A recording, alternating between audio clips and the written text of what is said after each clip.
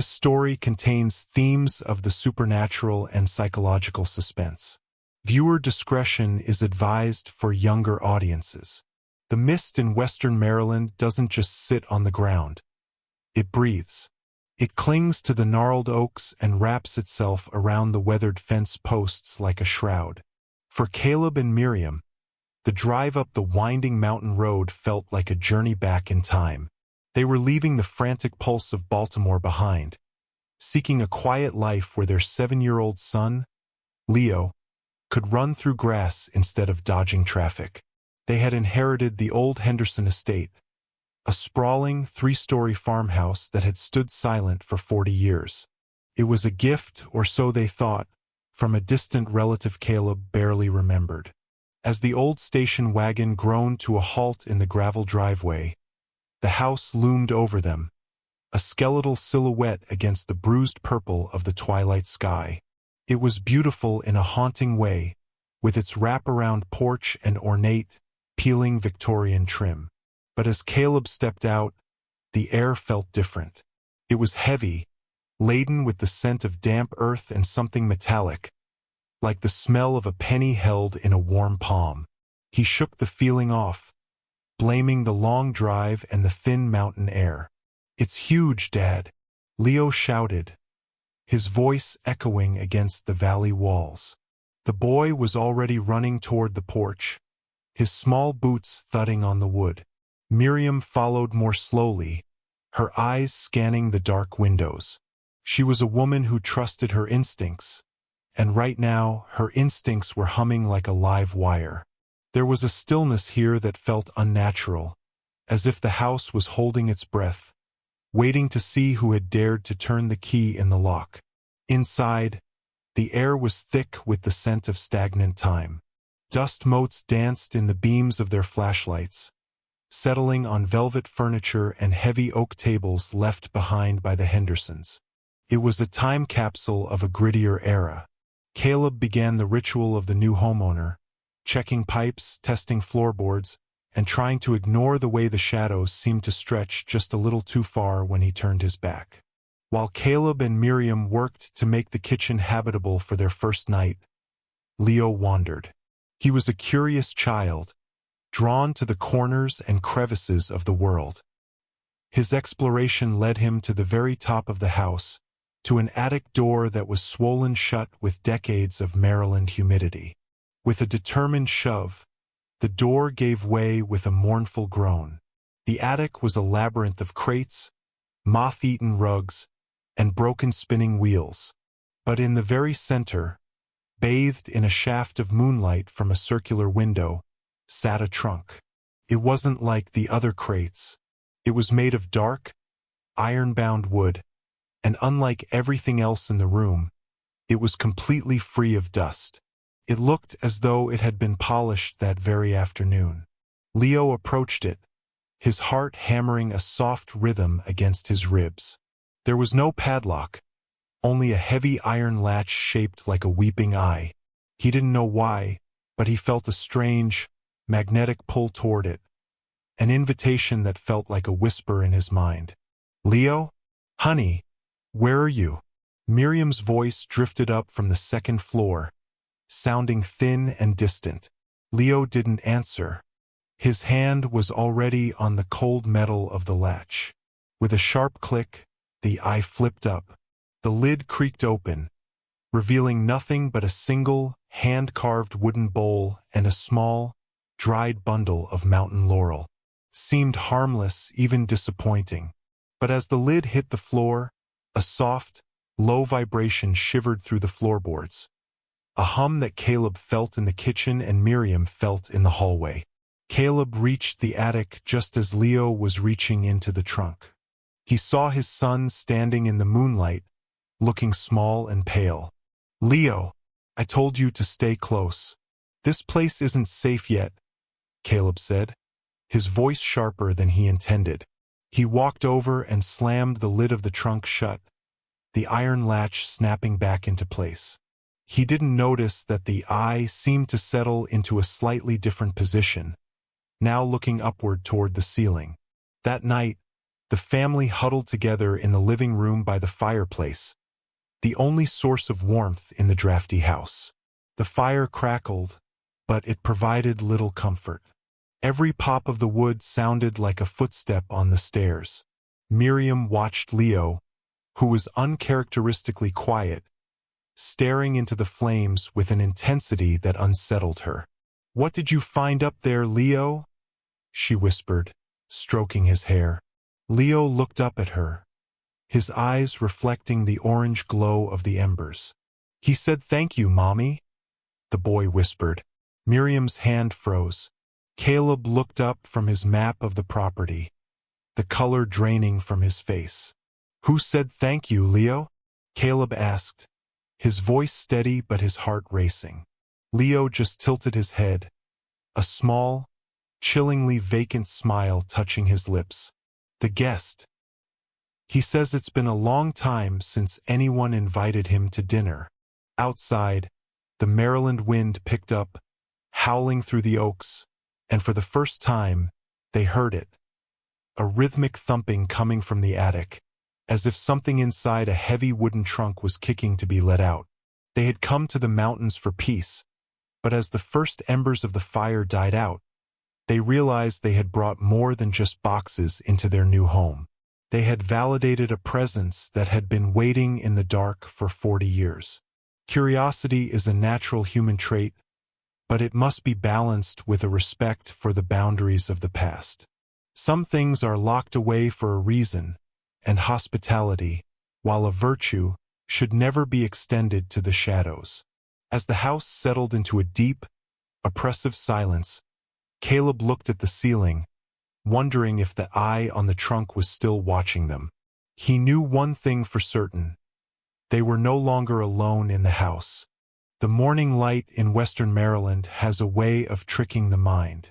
It pours over the rolling hills in a golden tide, burning through the thick mountain mist until the world looks fresh, new, and entirely incapable of harboring shadows. As the sun rose on their first full day at the Henderson estate, Caleb wanted to believe that the previous night's dread was merely the byproduct of exhaustion and an overactive imagination. He stood on the porch, a steaming mug of coffee in his hands, watching the sunlight glint off the dew-heavy grass.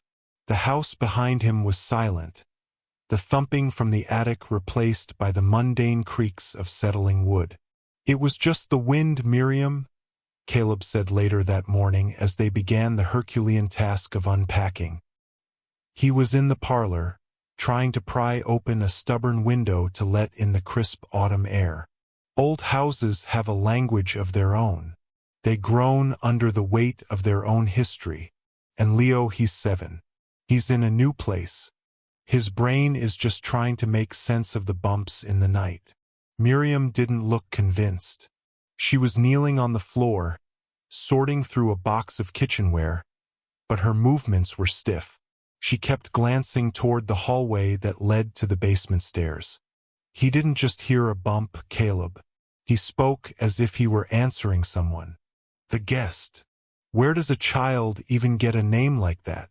She paused, holding a ceramic plate that felt unnaturally cold in her hand. And that vibration, that wasn't the wind. It felt like the house was waking up. They spent the afternoon trying to ground themselves in the physical world. Caleb worked on the plumbing, his tools clinking against the lead pipes in the cellar, while Miriam scrubbed years of grime from the floorboards. But as the day progressed, the normality they sought began to fray at the edges. The house felt less like a shelter and more like an observer. Every time Miriam turned a corner, she felt a fleeting sensation of someone having just moved out of her line of sight. The air in the center of the rooms remained chilly, even as the Maryland sun beat down on the roof. It was around 3 o'clock when the silence of the house changed. It wasn't a noise, exactly. It was a shift in the frequency of the quiet. Miriam was in the dining room when she realized she hadn't heard Leo's footsteps in nearly 20 minutes. Panic, sharp and sudden, flared in her chest. She dropped her cleaning rag and hurried into the main hall. "Leo?" she called out, her voice echoing up the grand staircase. "Leo, honey, where are you?" She found him in the long, narrow corridor of the second floor, a part of the house they hadn't yet cleaned. The wallpaper, there was a faded, floral pattern from the 1920s, peeling away in long, dry strips like dead skin. Leo was standing perfectly still, his forehead pressed against the wall. His lips were moving, but the sound was so low it was almost subterranean. It was a rhythmic, repetitive murmuring, devoid of the usual cadence of a child's speech. Miriam approached him slowly, her heart hammering. "Leo? What are you doing, sweetie?" Leo didn't turn around. He held up a finger to his lips, a gesture for silence. "Sure, Mommy. Mr. Mouth is telling me a story. He says he used to live in the floor, but now he gets to live in the walls because the door is open." A cold shiver raced down Miriam's spine. She reached out and gently pulled Leo away from the wall. As she did, she gasped. Where Leo had been pressing his face, the wallpaper had been meticulously picked away. Behind the floral paper, someone or something had scratched symbols into the plaster. They weren't letters, but jagged, geometric shapes that looked like teeth. They were fresh. The white dust of the plaster was still clinging to Leo's fingernails. "Leo, did you do this?" Miriam asked, her voice trembling. She looked at his small hands, his fingers red and raw from scratching at the ancient wall.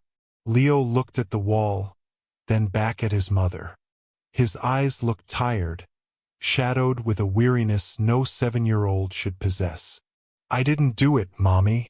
I just helped him get the air. He said it's hard to breathe behind the paper.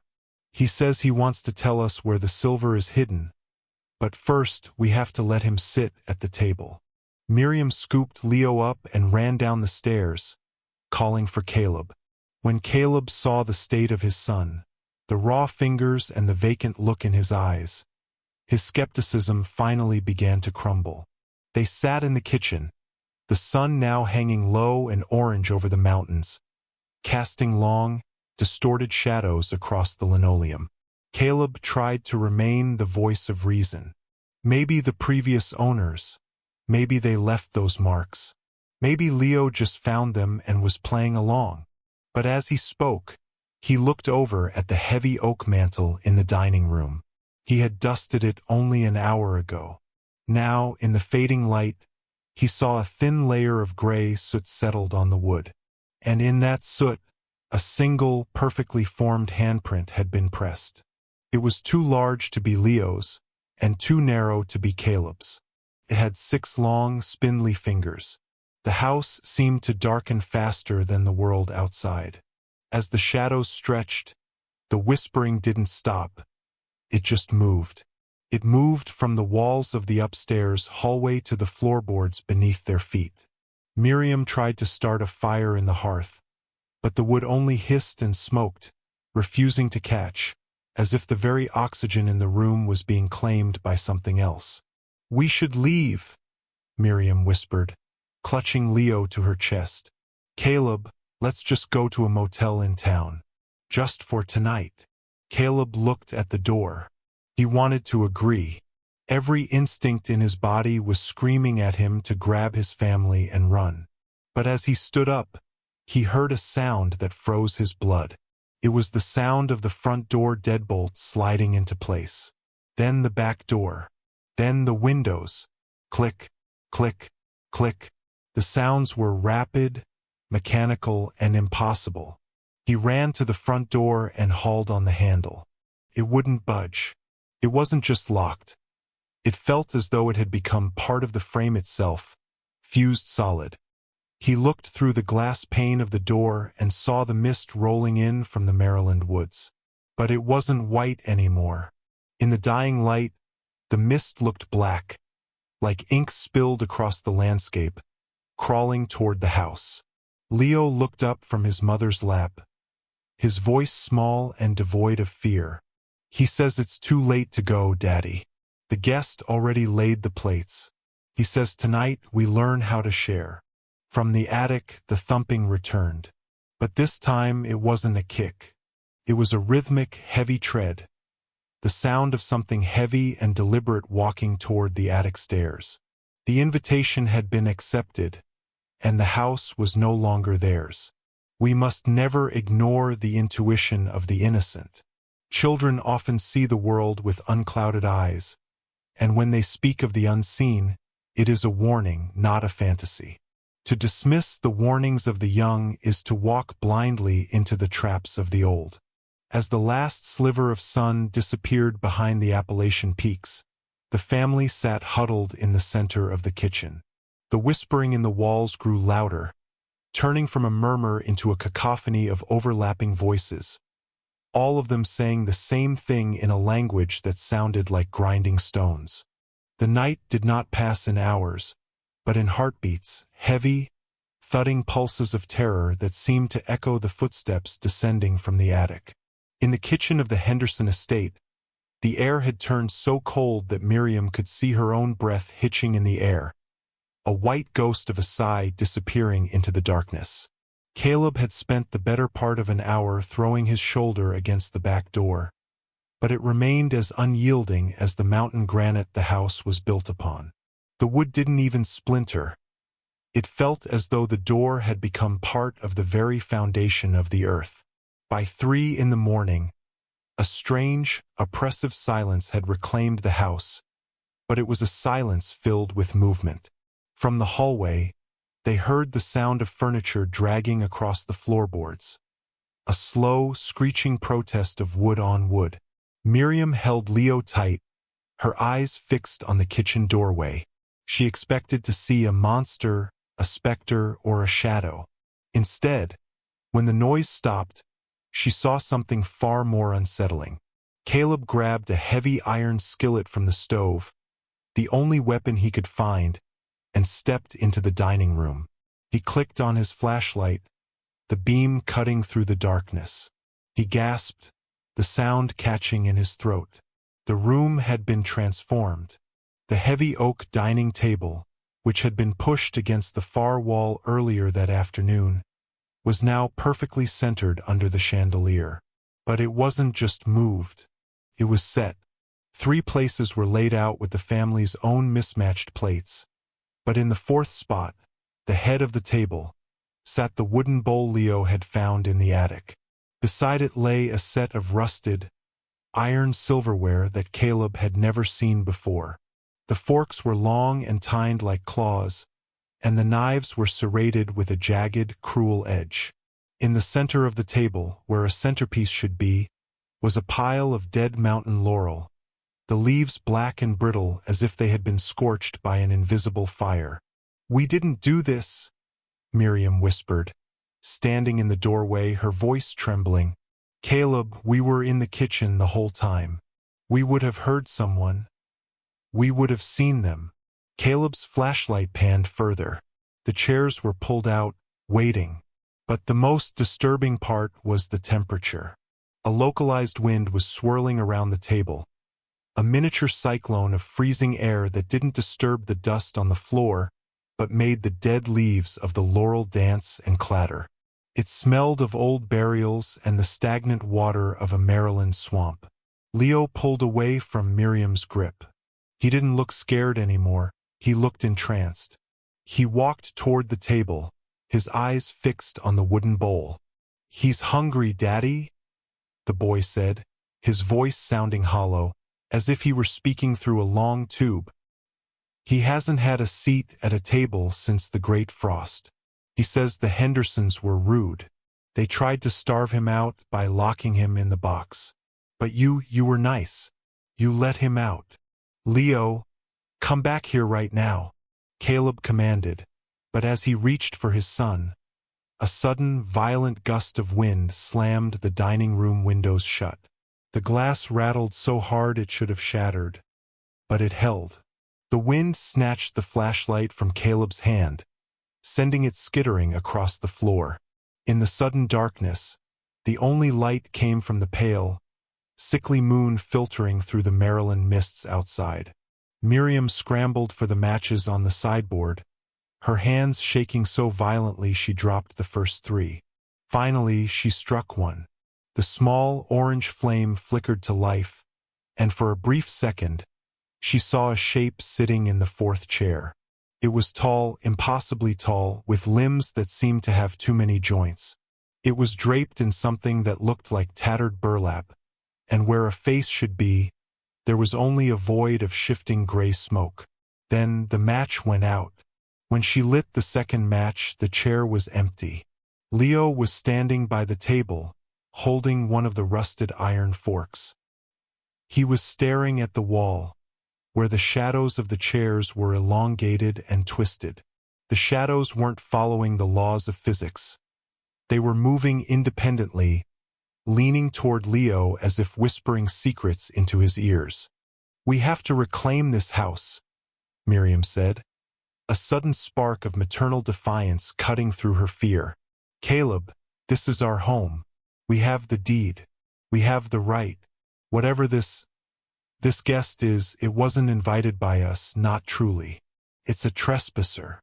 She grabbed a jug of water from the counter and, with a shaking hand, threw it across the table, drenching the dead laurel and the wooden bowl. "Get out!" she screamed into the darkness. "This is a house of the living. You are not welcome at our table." For a moment, the house shrieked. It wasn't a human scream, but the sound of 1,000 rusty nails being pulled from dry wood at once. The wind inside the room intensified, knocking over the chairs and sending the plates crashing to the floor. The family huddled together on the floor, shielding their faces as the invisible force tore through the room. It felt as though the very history of the Maryland hills was venting its rage upon them. A century of loneliness and hunger distilled into a single, freezing gale. Then, as quickly as it had begun, it stopped. The wind died down. The heavy silence returned, but the air felt thinner, easier to breathe. Caleb found the flashlight and clicked it back on. The dining room was a wreck. The table was overturned, and the iron silverware was gone. The wooden bowl, however, sat perfectly upright in the middle of the floor, bone-dry despite the water Miriam had thrown. Leo was slumped against the wall, fast asleep, his face pale but peaceful. Caleb picked him up, feeling the boy's heart beating steady and slow. "He's gone," Caleb whispered, though he didn't believe it. For now, at least. They retreated to the kitchen, the only room that felt even remotely safe.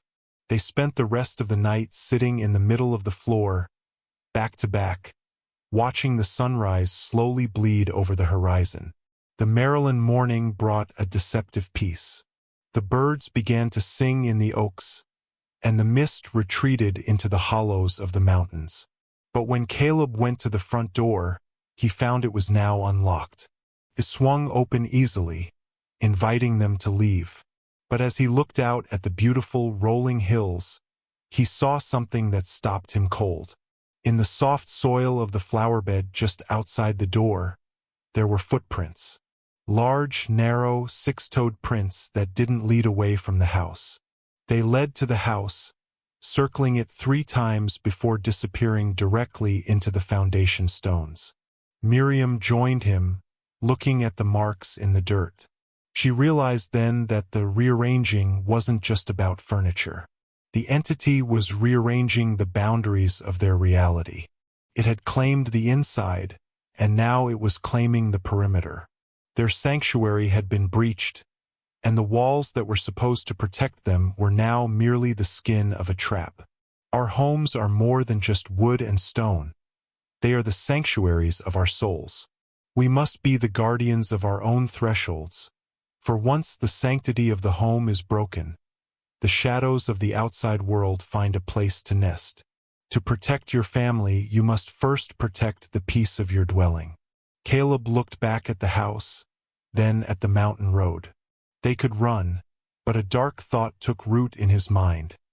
If the guest had truly been invited in, would leaving the house even matter? Or was the invitation carved into their very blood? The Maryland sun hung low and pale the following morning, a weak eye peering through a thick, milky fog that refused to dissipate. It was the kind of morning where the world feels muffled, as if the air itself is made of wool. Caleb stood in the center of the kitchen, his hands wrapped around a cold mug of coffee he had forgotten to drink. The events of the previous night, the dining table, the six-fingered handprint, the freezing wind, felt like a fever dream, yet the overturned chairs and the shards of porcelain on the floor were a brutal testament to the reality they were now living. Miriam was upstairs with Leo, who had fallen into a deep, unnaturally heavy sleep. She refused to leave his side, her eyes red-rimmed from a night of watching his chest rise and fall, terrified that his next breath might belong to something else. Caleb knew he couldn't just sit and wait for the sun to go down again. If they were trapped here, if the house had truly fused its exits as it seemed to have done the night before, he needed to understand the rules of this haunting. He needed to know what the guest actually was. His search began in the cellar. The basement of the Henderson house was a cavernous space of damp limestone and low-hanging timber beams. It smelled of Maryland loam and ancient rot. Armed with a heavy-duty lantern and a crowbar, Caleb began to inspect the foundation stones, remembering where those strange, six-toed prints had vanished into the rock. The floor was dirt, packed hard by a century of footsteps. As he panned the light across the walls, he noticed a section of the masonry that looked different. Near the coal chute, the stones weren't set with the same precision as the rest of the wall. They were jagged, held together by a crumbling, gray mortar that looked like it had been applied in a hurry. Caleb pressed his hand against the stone. It was ice-cold, vibrating with a faint, low-frequency hum that made his teeth ache. With a grunt of effort, he wedged the crowbar into a gap and leaned back. The mortar disintegrated into dust, and the stone tumbled forward, thudding into the dirt. Behind it lay a hollow space no larger than a breadbox. Inside sat a bundle wrapped in oilcloth, tied with a cord made of braided human hair. Caleb's breath hitched. He carefully pulled the bundle out and brought it to the light of the lantern. As he unwrapped the cloth, a heavy, leather-bound book emerged. Its cover was scarred and blackened, as if it had survived a fire, and the leather felt disturbingly like skin, tough, translucent, and slightly oily. This was the Ledger of Souls. Caleb climbed back upstairs, his heart drumming a frantic rhythm. He sat at the kitchen table, the very place where the entity had demanded a seat, and opened the book. The pages were vellum, yellowed and brittle, covered in the tight, frantic script of a man losing his mind. It belonged to Josiah Henderson, the patriarch who had settled this land in the late 1700s.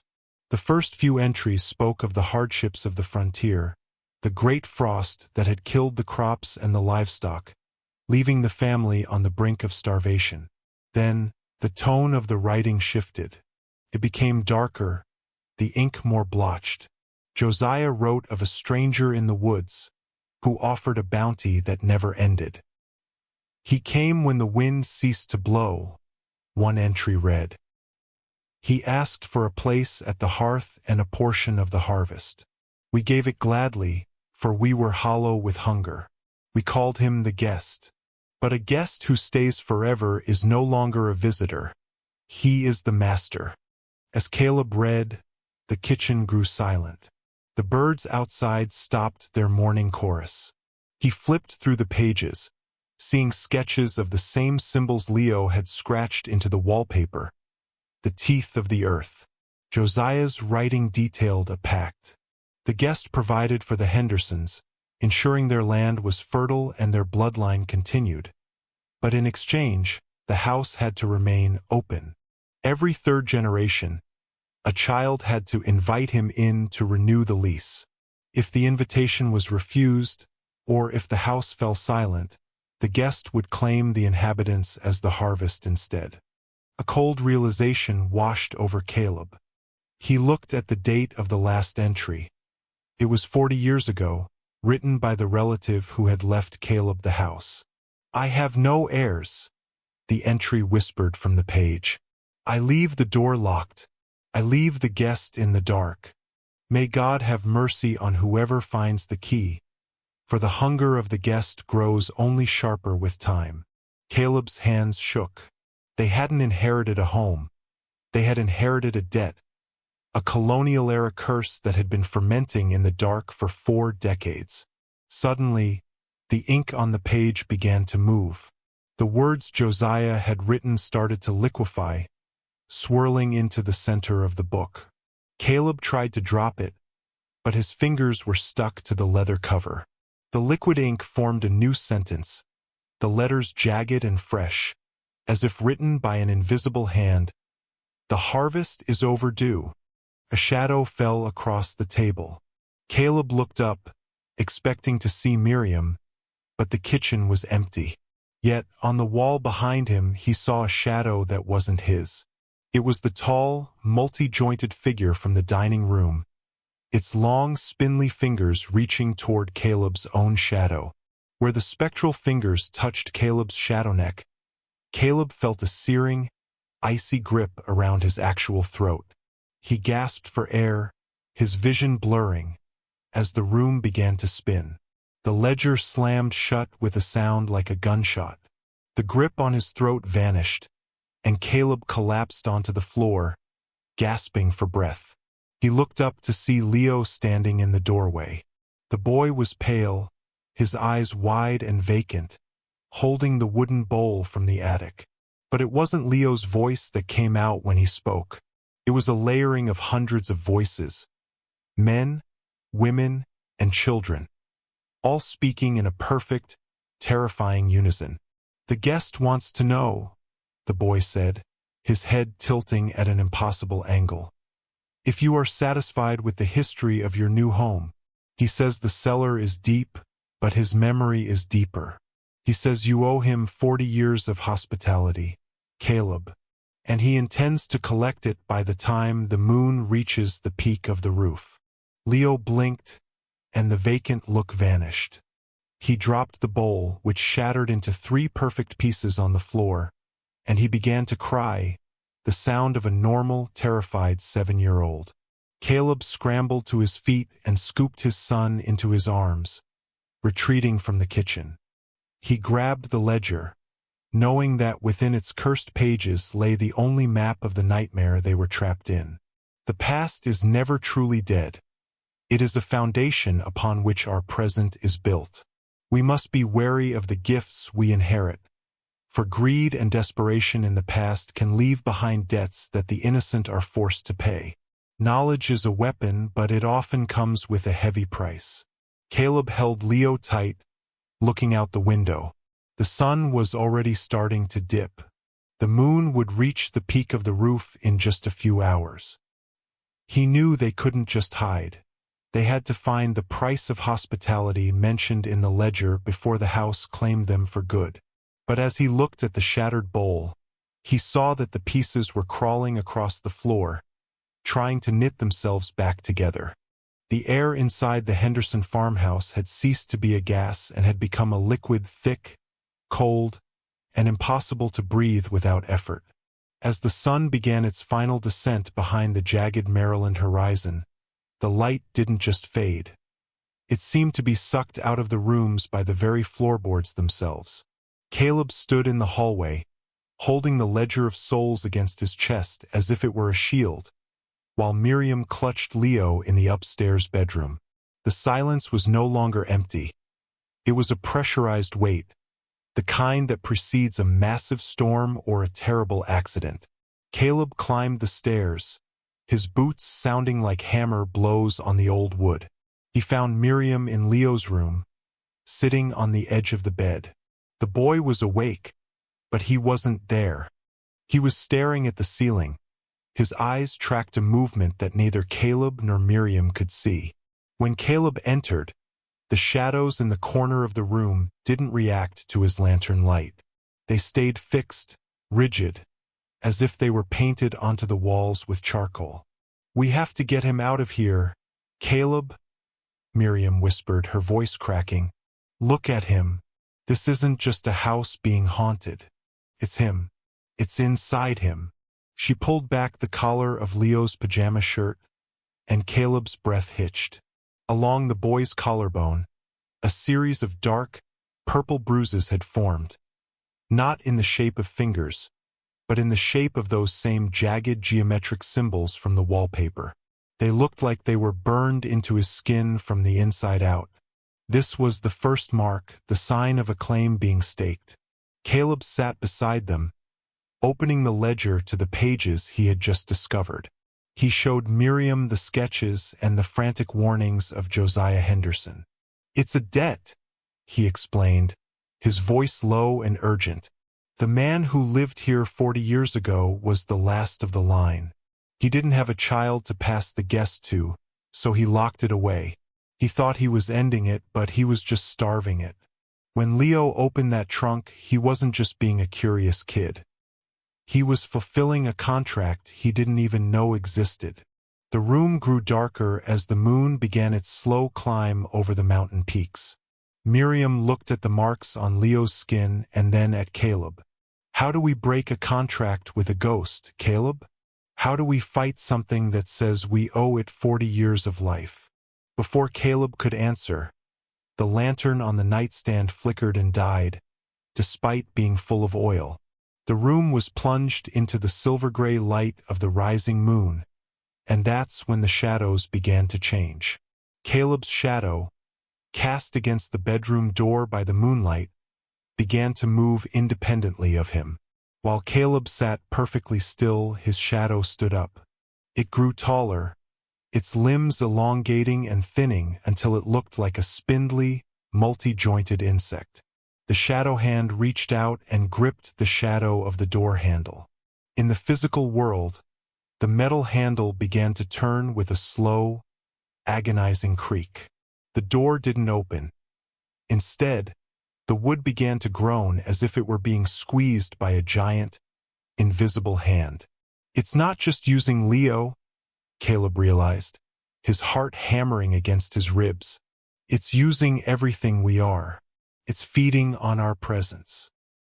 He grabbed a heavy iron crucifix that Miriam had brought from their old home and held it toward the shadow. The shadow didn't retreat. Instead, it mimicked the gesture, but in its hand, the shadow cross began to bend and melt like wax. A low, guttural vibration started in the floorboards, rising up through the legs of the bed, making their very bones ache. The conflict wasn't just in the room. It was in their minds.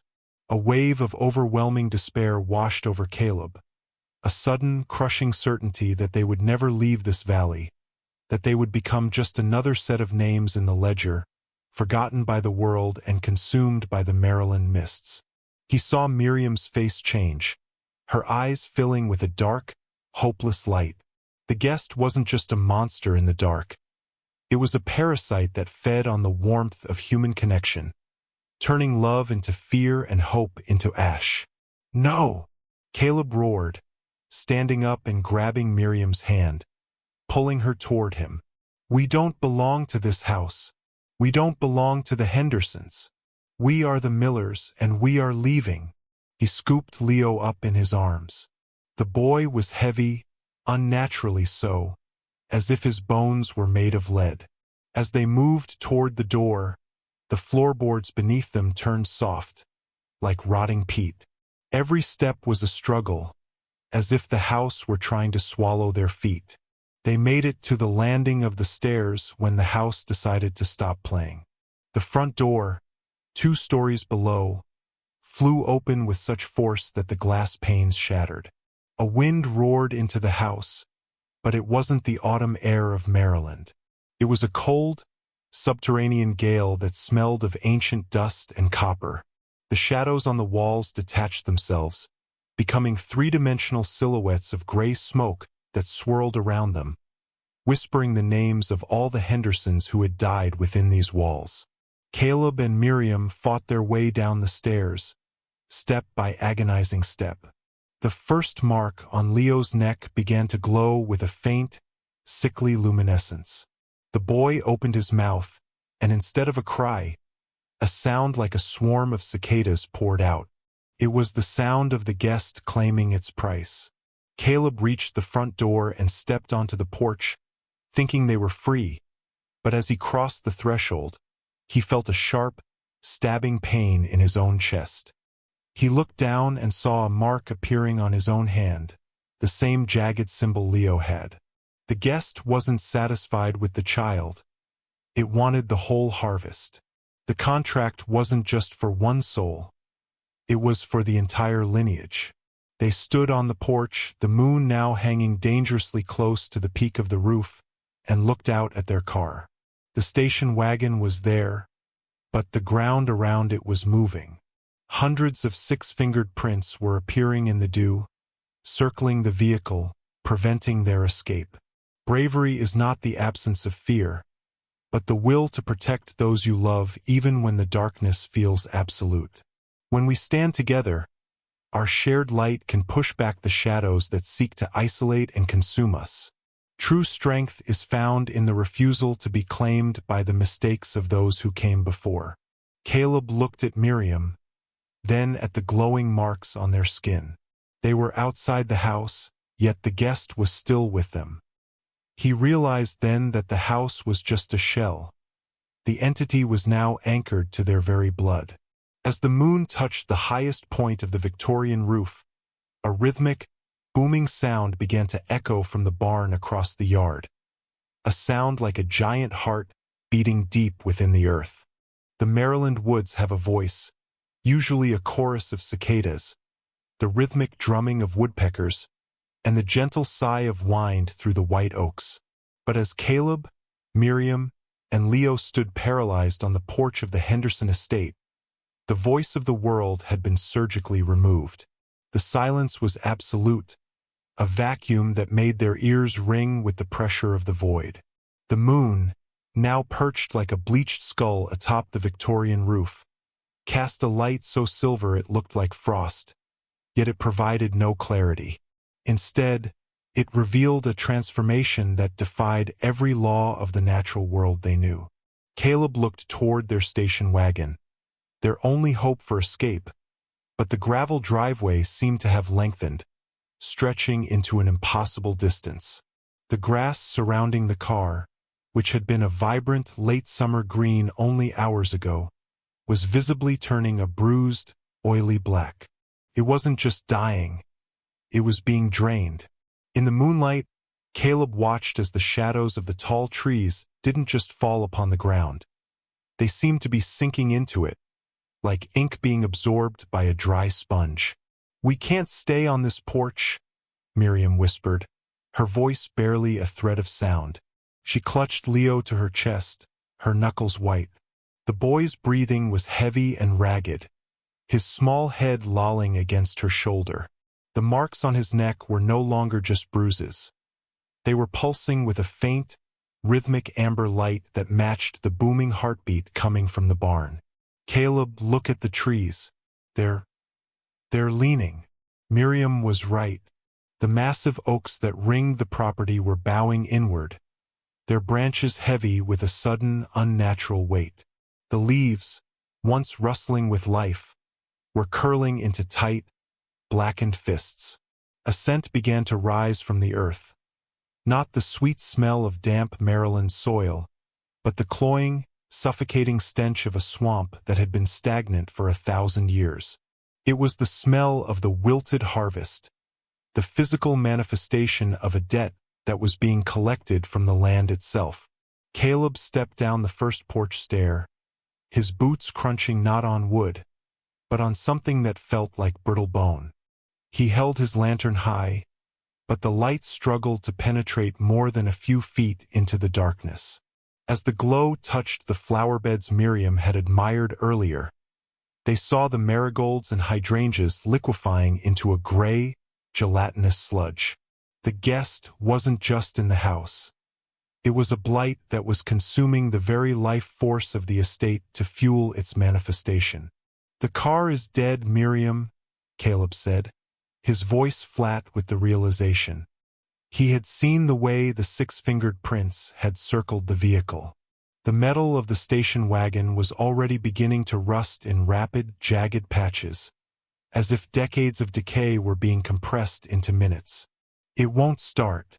Nothing that belongs to the world of the living will work here right now. We have to find another way. We have to follow the sound. The sound was the booming from the barn. A deep, resonant thud hump that shook the very foundation stones beneath their feet.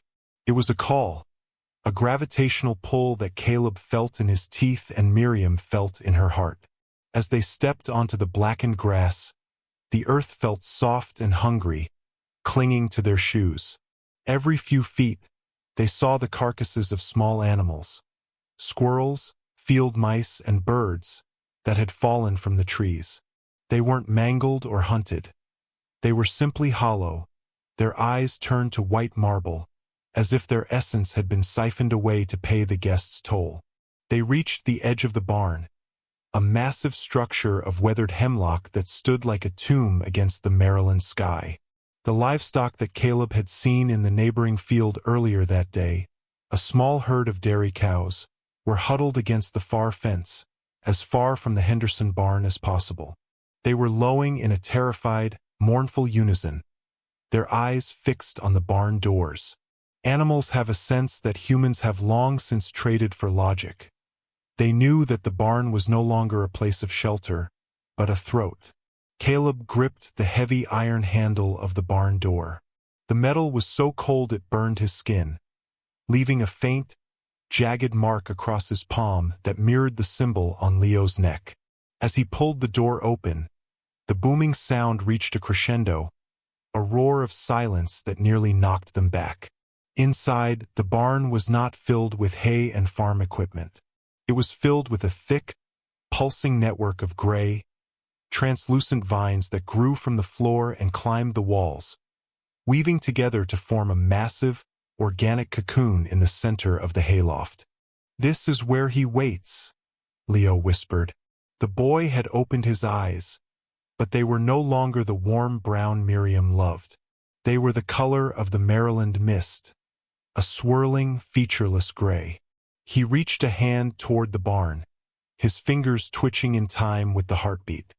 "He says the harvest is almost ready. He says the roots are finally deep enough to pull the stars down into the dirt." Miriam let out a strangled cry and pulled Leo away, but as she did, the gray vines on the floor began to lash out like whips. They didn't strike. They coiled, wrapping around her ankles with a strength that was impossible for plant life. Caleb swung his crowbar, hacking at the vines, but where the metal bit into the gray flesh, a thick, black ichor sprayed out, smelling of ancient copper and ozone. The vines hissed, a sound like 1,000 snakes, and began to pull Miriam and Leo toward the center of the barn. "Caleb!"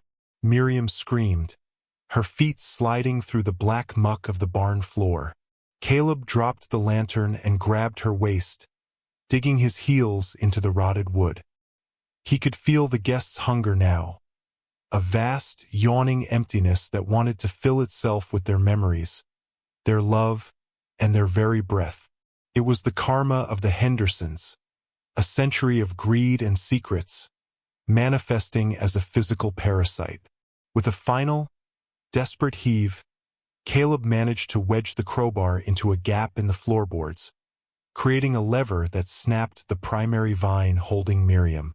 They scrambled back toward the barn door, the gray mass inside heaving and undulating with a frustrated, gurgling roar. They spilled out into the night, the barn doors slamming shut behind them as if by an invisible hand. They stood in the center of the yard, surrounded by the blackened, dying woods and the wilting harvest of the land. The marks on their skin were now burning with a fierce, white heat. Caleb looked up at the house. It no longer looked like a home. It looked like a sentinel, its windows watching them with a cold, predatory intelligence. They were trapped between a house that wanted their souls and a barn that wanted their flesh, on a patch of Maryland earth that was dying beneath their feet. Nature is the ultimate witness to the spiritual health of a place. When we poison our lives with secrets and dark pacts, the very earth reflects that rot.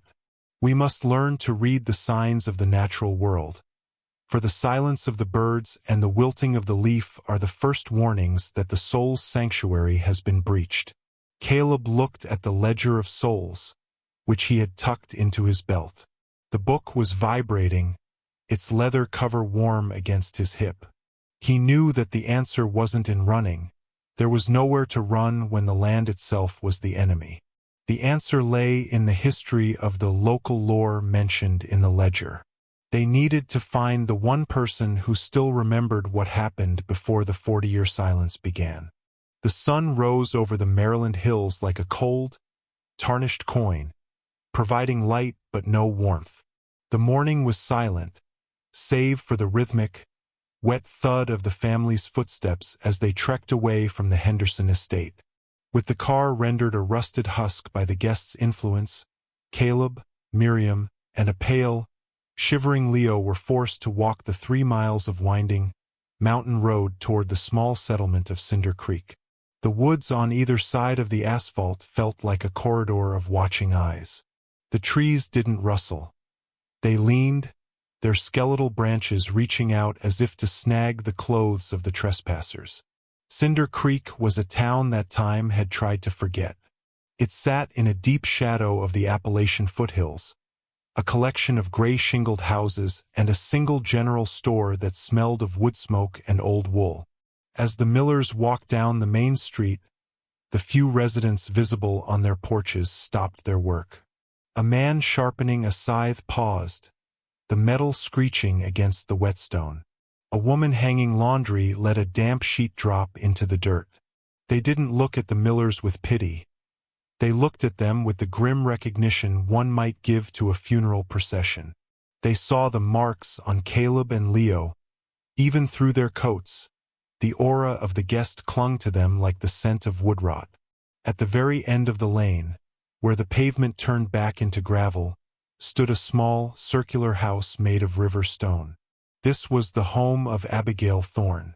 Abigail was the town's unofficial memory, a woman whose family had lived in the valley since before the Revolutionary War. She was sitting in a rocking chair on her porch, wrapped in a heavy tartan shawl, waiting as if she had known the exact moment they would arrive. Her eyes, clouded with the milkiness of age, seemed to see right through the physical world and into the shadows trailing behind Caleb.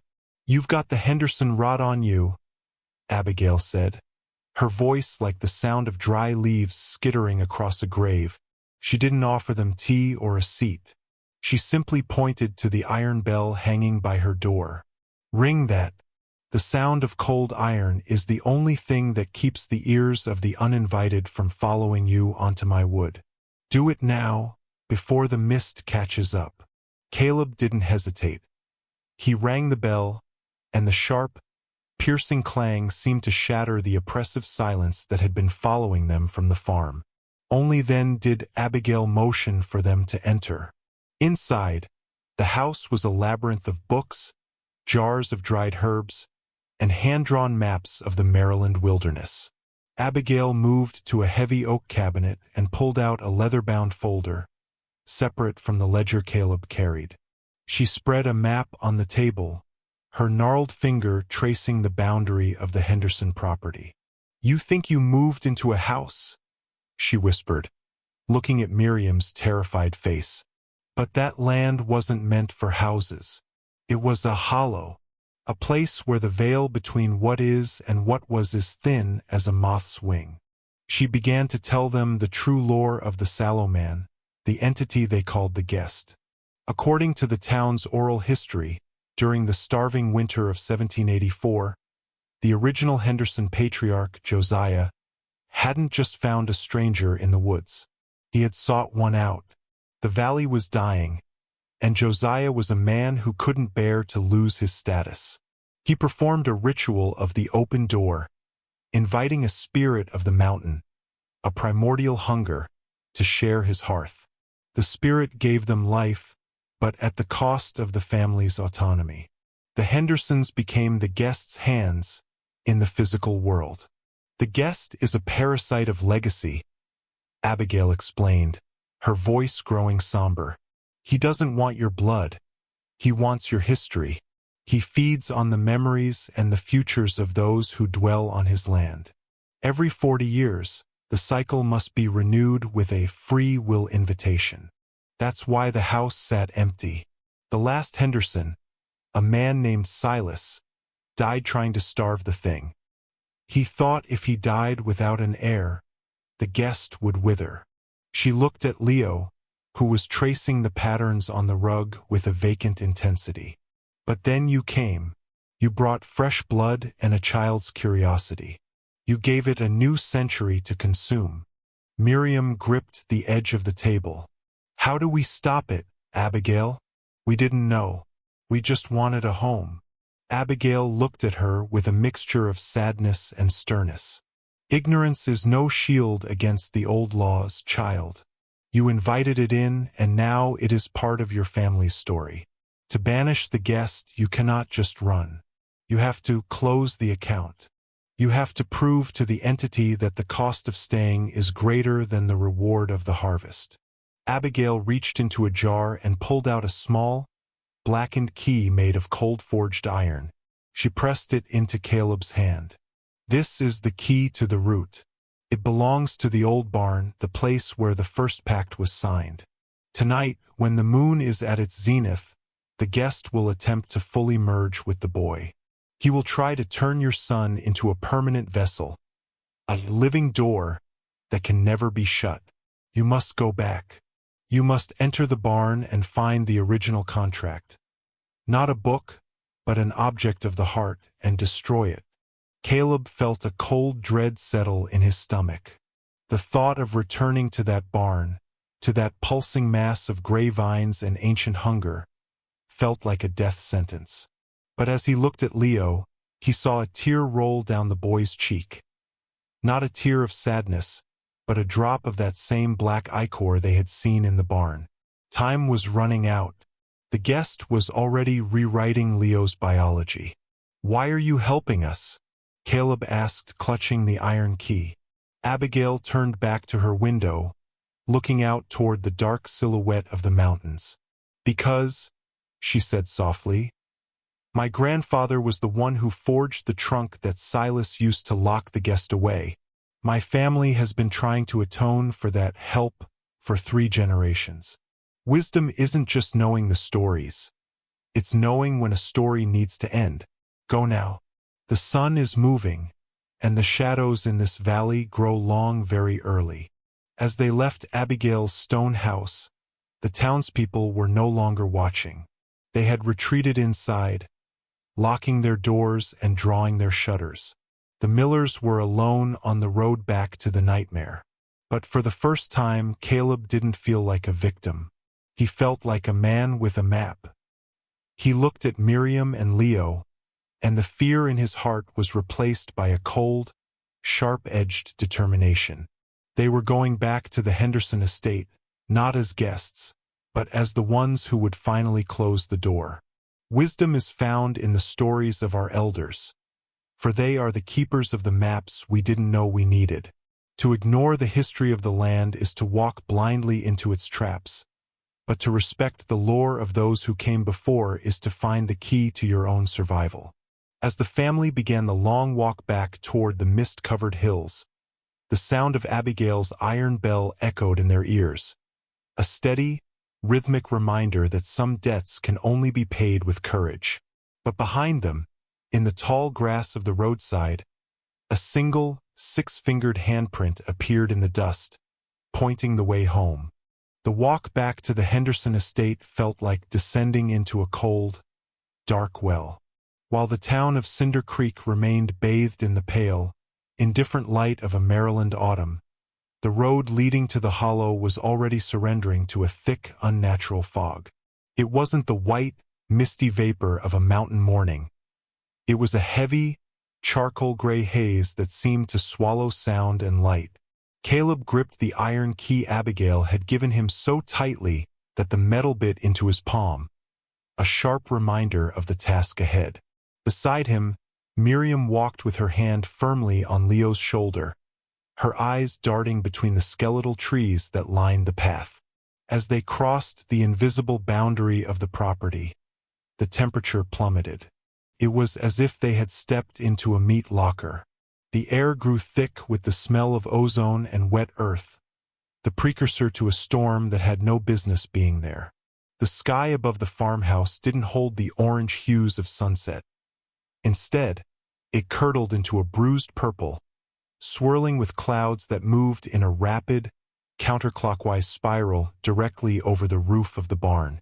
The threshold wasn't just a concept anymore. It was a physical weight pressing against their chests, a warning from the land that they were no longer welcome as residents, only as sacrifices. Leo's condition had worsened with every step toward the house. The amber glow of the marks on his neck had turned into a steady, pulsing luminescence that seemed to vibrate in sync with the distant thudding from the barn. He didn't walk so much as he was pulled, his feet dragging slightly, his eyes fixed on the house with a terrifying, blank intensity. He was no longer a child coming home. He was a vessel being brought to the forge. "He's calling the wind, Daddy?"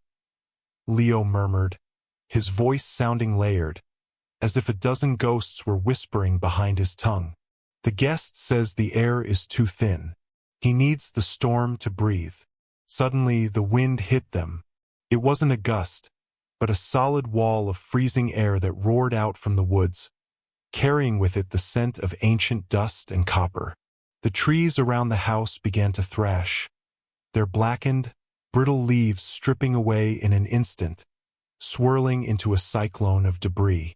Caleb fought to stay upright, wrapping an arm around Miriam and Leo. The storm was a barrier, a literal manifestation of the guests' will to keep them from the barn, to trap them within the reach of the house's hungry walls. "We have to get to the barn." Abigail said the contract is there. Caleb shouted over the roar of the gale. But as they turned toward the hemlock structure, the front door of the farmhouse flew open with a violent bang. A low, rhythmic humming began to emanate from the dark interior, a sound that resonated in their very marrow. It was a siren's call, a psychic tether pulling at the marks on their skin. The house wanted them back inside, back where it could slowly digest their memories and their lives. The threshold was broken, and the boundary between the physical world and the guest's domain was dissolving. A bolt of lightning, black as ink and silent as a grave, struck the lightning rod atop the house. Instead of thunder, a wave of pure, cold energy rippled through the yard. The ground beneath their feet began to heave, the blackened grass parting to reveal the gray, pulsing vines they had seen in the barn. They were everywhere now, a subterranean network that had claimed the entire estate. One vine, as thick as a man's thigh, erupted from the dirt between Caleb and his family, tossing him backward into the gravel. "Caleb!" Miriam screamed, reaching out for him, but the wind snatched her voice away. She was standing on a patch of earth that was rapidly turning into a mire of black sludge. Leo stood in the center of the chaos, his small hands raised toward the bruising sky. The guest was now using the boy as a conductor. The symbols on Leo's skin began to bleed a dark, viscous fluid that didn't fall to the ground but floated upward, joining the swirling vortex of the storm. The boy's face was a mask of transfigured agony and power. He was the living door, and the latch was being thrown wide. Caleb scrambled to his feet, his fingers finding the iron key in the dirt. He saw the shadow of the sallow man, the multi-jointed, smoking silhouette, looming over Miriam and Leo. It wasn't just a shadow anymore. It was becoming solid, a towering figure of tattered burlap and shifting gray mist. It reached out a long, spindly arm toward Leo's forehead, intending to seal the possession. In that moment, Caleb realized that no physical weapon, no crowbar or skillet, would matter. The guest fed on their isolation, on the way the house had tried to tear them apart from each other. With a roar of defiance, Caleb ignored the vines and the freezing wind. He lunged forward, not at the entity, but at Miriam and Leo. He threw his arms around them both, pulling them into a tight, desperate circle. He pressed his forehead against Miriam's, and they both placed their hands over the glowing marks on Leo's neck. "We are one," Caleb screamed into the heart of the storm. "You can take the land, but you cannot have us. We are the Millers, and we stand together." The effect was instantaneous. As their skin met, the marks on Caleb and Leo began to flare with a brilliant golden light, a warmth that stood in direct opposition to the guest's icy void. The unity of their intent acted as a shield, a localized pocket of reality that the storm could not penetrate. The shadow entity recoiled, its long fingers hissing as if burned by the sudden heat of their shared love and bravery. The humming from the house turned into a shriek of frustration, and the black lightning ceased. The storm didn't vanish, but it shifted.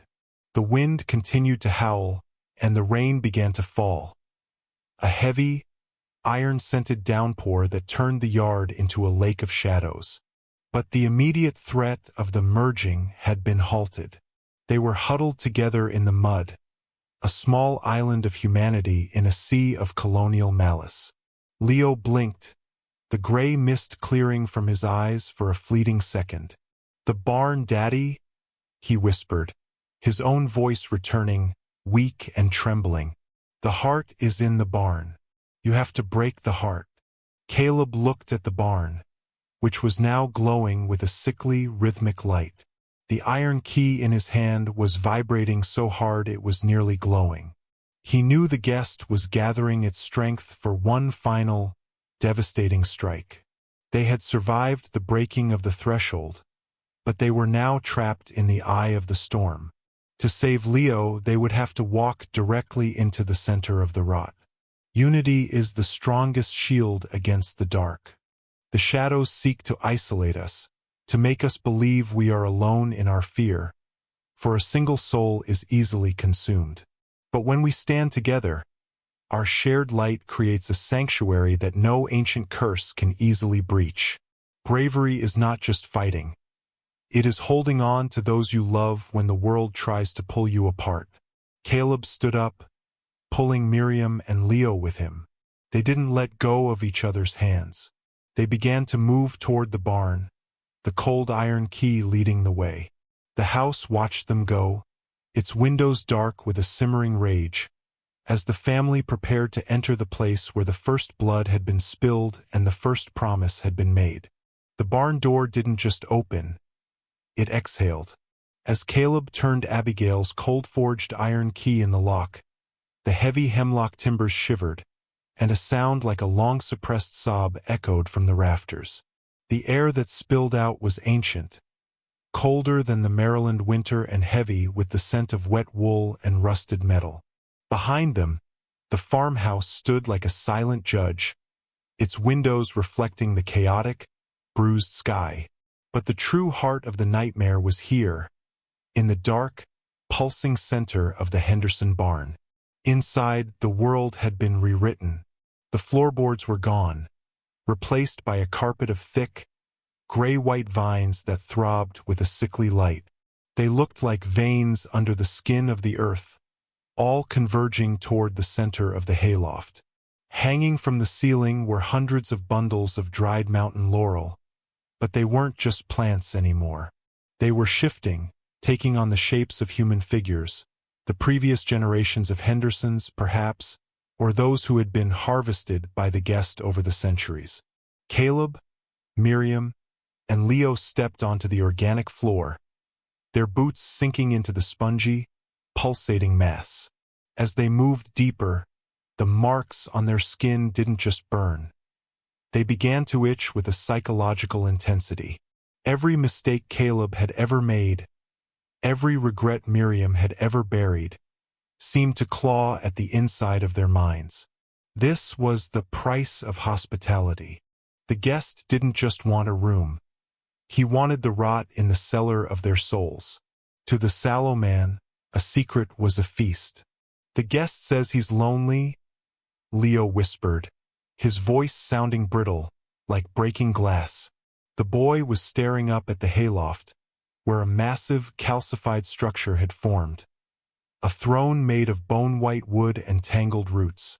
"He says your hearts are full of shadows, and he wants to help you carry them. He says if you give him the shadows, he'll let me stay." Suddenly, the gray vines lashed upward, not to bind their limbs, but to create a wall between Caleb and Miriam. The air between them fractured, and the shadows in the barn began to play back scenes they had tried to forget. Caleb saw the moment he had lied to Miriam about their dwindling savings before the inheritance. He saw his own greed, his secret relief that a distant relative had died because it meant they were finally saved. On the other side of the vine wall, Miriam saw her own hidden doubts, the moments she had resented Caleb for dragging them to this isolated valley, the silent blame she placed on him for Leo's change. The shadow of the sallow man appeared in the center of the barn, its tall, multi-jointed form shimmering like heat haze. It didn't attack. It simply waited, feeding on the resentment and the guilt that began to radiate from them. The marks on their skin began to spread, turning from jagged symbols into dark, bruised patches that covered their chests. The entity was growing stronger, more solid, its gray smoke face almost forming features. A mouth that was a jagged tear, eyes that were nothing but voids of ancient hunger. "Caleb!" Miriam's voice came through the vines, sounding miles away. He's showing me everything I was too afraid to say to you. He's making the fear feel like the only truth." Caleb realized then that this was the ritual of cleansing. The guest was a parasite that thrived on the hidden rots. To starve it, they had to do the one thing the Hendersons never could. They had to be honest. They had to empty their hearts so there was nothing left for the entity to feast upon. "Miriam!" Caleb roared, pressing his hands against the pulsing gray wall. "Listen to me. I was greedy. I wanted the house more than I cared about the history. I lied about the money because I was ashamed. I brought us here to fix my own failures." On the other side, Miriam's voice cracked with a sob of release. "And I blamed you. I hated this house the moment I saw it. But I stayed silent because I didn't want to be the one to break our dream. I've been holding on to that anger like a weapon." As the words left their lips, the gray vines began to shrivel. The black ichor that fueled them turned into clear, mundane water, soaking into the dirt. The wall between them collapsed, and the oppressive weight in the air lifted just a fraction. The sallow man let out a low, vibrating hiss, a sound of genuine pain. Honesty was a poison to a creature built on shadows and secrets. By confessing their rots, they were cauterizing the wounds the guest used to feed. They ran to each other, clutching their hands in the center of the barn. In that moment of absolute clarity, the object of the heart finally revealed itself. Beneath the bone-white throne in the hayloft, a small silver locket began to glow. It was an heirloom, something Josiah Henderson had taken from his wife to seal the original pact, a symbol of love sacrificed for survival. It was the anchor of the contract, the physical manifestation of the family's first betrayal. Caleb climbed the rotted ladder to the loft, his movements fueled by a desperate, honest strength. He reached into the tangle of roots and snatched the locket. It was ice-cold, vibrating with the screams of 100 years of silence. Below him, the sallow man lunged, its spindly arms stretching toward Caleb's heels, but Miriam stood her ground, holding Leo and shouting truths into the darkness, her voice acting as a barrier of light. "We don't owe you our silence," Miriam cried. "We don't owe you our lives. Caleb hammered the iron key against the silver locket, the metal clashing with a sound that echoed across the Maryland hills. On the third strike, the locket shattered. A blinding flash of white light erupted from the silver shards, and for a brief second, the barn was filled with the smell of fresh rain and blooming mountain laurel. The gray vines turned to ash, and the sallow man dissolved into a cloud of harmless soot, scattered by the sudden, clean wind that tore through the hemlock boards. Leo collapsed into Miriam's arms, the glowing marks on his neck fading into faint, silver scars. The boy took a deep, shuddering breath of real air that didn't taste like the past. Caleb climbed down, his face streaked with sweat and tears, and they stood together in the ruins of the barn. The guest was gone from their blood, banished by the simple, agonizing act of telling the truth. Honesty cleanses the spirit and starves the shadows. Secrets and guilt are the footholds that darkness uses to climb into our lives. When we speak our truths, however painful they may be, we strip the uninvited of their power. A home built on honesty is a fortress that no ancient debt can breach. As the first true light of dawn began to creep under the barn doors, the family walked back toward the house. The wilted harvest outside seemed to have paused its decay. But as Caleb looked at the farmhouse, he saw that the front door was still standing wide open, and the silence from within was no longer hungry. It was empty. They had survived the cleansing, but the final task remained. They had to close the door forever. The dawn that rose over the Maryland mountains was not the golden, triumphant light of a storybook ending. It was a cold, thin gray, a pale wash of light that filtered through the heavy Appalachian mist, revealing the true extent of the devastation. The Henderson estate looked as though it had aged a century in a single night. The white paint was no longer peeling. It was gone, leaving behind gray, petrified wood that looked like the bones of a giant. The vibrant Maryland forest, once a lush backdrop of green and gold, stood silent and skeletal. The trees huddled together as if shivering from a fever that had finally broken. Caleb, Miriam, and Leo stood on the gravel driveway, looking back at the farmhouse. The silence was the most terrifying thing of all. It wasn't the peaceful quiet of the countryside. It was the hollow, pressurized silence of a tomb. The guest had been banished from their blood, and the contract in the barn was ash, but the house remained. It was a monument to 100 years of hunger, a physical scar on the landscape of Western Maryland that refused to heal. "We can't just leave it like this," Miriam whispered.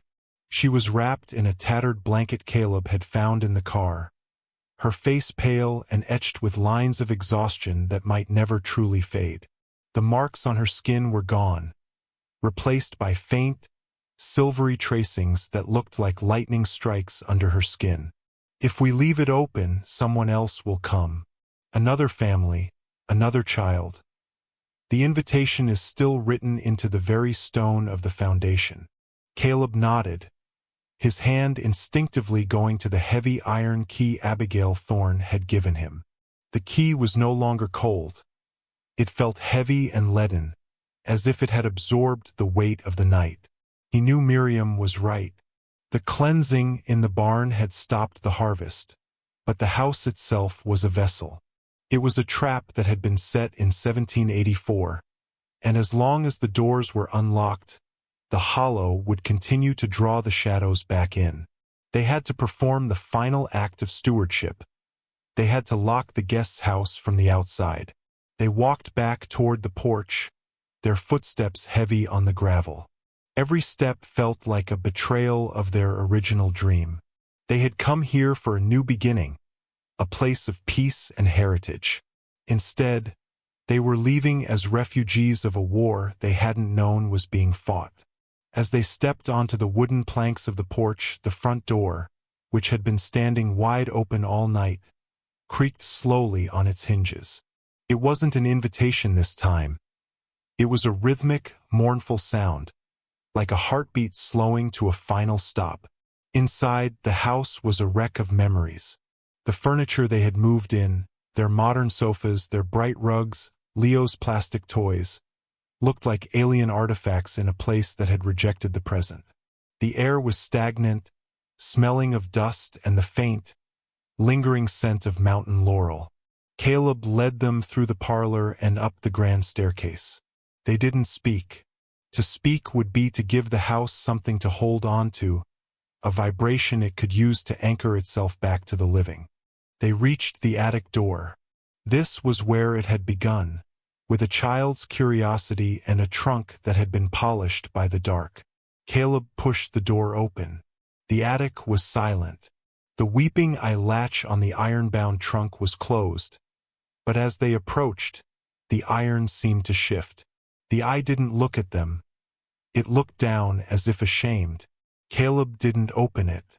He didn't need to know what was inside anymore. Whether it was empty or filled with the ghosts of the Hendersons didn't matter. What mattered was the seal. Caleb took the Ledger of Souls from his belt, the book that had nearly claimed his life, and placed it on top of the trunk. "The debt is paid," he said, his voice flat and final. "The harvest is over. The Hendersons are gone, and the Millers are leaving. This house is no longer a home. It is a memory." He felt a sudden, sharp chill in the room, a final, desperate reach of the sallow man's influence, but it was weak. Without the rot of their secrets to feed on, the entity was nothing but a shadow in a room with no light. They retreated from the attic, Caleb locking the door behind them with a mundane, brass key he had found on the mantel. They moved through the second floor, then the first, closing every window and drawing every heavy velvet curtain. They were turning the house into a dark box, a place where the Maryland mists could circulate but the light of the living could not enter. As they reached the front door, Miriam stopped. She looked at the dining room, where the guest had once demanded a seat. The table was still overturned, the shards of their plates like white teeth on the floor. "It destroyed us, didn't it?" she asked softly, looking at Leo. The boy was standing by the door, staring out at the gray hills. He was safe, but the light in his eyes was different now, older, more guarded. He would never be the same child who had chased fireflies in the Baltimore suburbs. Their family was intact, but the version of them that had arrived at the Henderson estate was dead. They were the survivors of a possession, and that knowledge would be the shadow they carried for the rest of their lives. "It changed us," Caleb corrected, his hand on the heavy front door handle. "But it didn't claim us. That's the difference. We're leaving with our souls, Miriam. The Hendersons can keep the wood and the stone." He stepped onto the porch and pulled the door shut. The sound was deafening in the silence of the valley, a solid, final thud that echoed off the surrounding mountains. He inserted Abigail's iron key into the lock and turned it. The lock didn't just click, it groaned, a mechanical scream of iron on iron that seemed to vibrate through the entire house. Caleb felt the resistance of 100 years of malice, but he forced the key home. There was a sudden, violent snap from inside the mechanism, and the key became impossible to turn back. The door was no longer just locked. It was sealed. The house was now a closed circuit, a pocket of the past cut off from the timeline of the present. They walked to their car, not the rusted station wagon, which sat like a skeletal monument in the yard, but to the road, where a taxi from Cinder Creek was waiting, sent by Abigail Thorne. They didn't pack their clothes. They didn't take the furniture. They took nothing but the clothes on their backs and each other. As the car pulled away, winding down the mountain road, Leo looked out the back window. "Is he still there, Daddy?" Leo asked, his voice small. Caleb looked back at the house as it disappeared into the Maryland mist. The Victorian silhouette looked smaller now, less like a monster and more like a discarded shell. "He's there, Leo, but he's behind a locked door. And as long as no one invites him in, He's just a ghost in an empty room. But as the car rounded the final bend, Caleb saw a single flicker of light in the topmost window of the attic, the circular window where the moon had once shone. It wasn't a candle and it wasn't a reflection. It was a pale, gray glimmer, like the eye of a predator waiting in the tall grass. The hollow remained, and the land would always remember the taste of the harvest. Some doors, once opened, can never truly be closed without leaving a scar. We must be the keepers of our own thresholds, for the invitations we extend in a moment of curiosity can echo through our lineage for generations. Bravery is knowing when to fight, but wisdom is knowing when to walk away and leave the shadows to the silence they earned. And so, the Millers left the Henderson estate behind, moving far from the mist-heavy hills of western Maryland. They found a new home, a bright place of glass and steel where the shadows had nowhere to hide. But on quiet nights, when the wind howls through the trees, they still hear the rhythmic thumping of a heart that isn't theirs, and they remember the guest who almost stayed forever. Thank you for joining us on Scary Folktales USA.